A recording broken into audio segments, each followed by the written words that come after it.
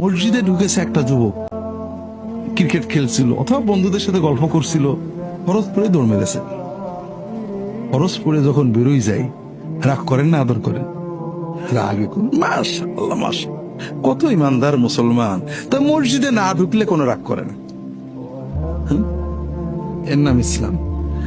ওর মতো ছেলে 2 রাকাত ফরজ নামাজ পড়ে যে সওয়াব পাবে, আমার মতো বুড়ো সারা রাত তাহাজ্জুদ পড়ে সেই সওয়াব পাবে না। কারণ ওর রক্ত ডাকছে অন্যায়, ওদের মসজিদ পর্যন্ত নামাজের টানে চলে আসছে, এটাই ওর জন্য যথেষ্ট।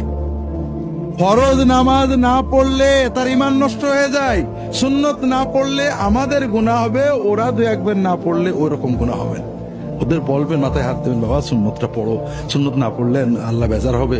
বাবা আজকে খেলছিলে যাও, মাঝে মাঝে সুন্নতটা পড়ো, ও আর একটু বড় হয়ে এমনি পড়বে। কথা বুঝেন?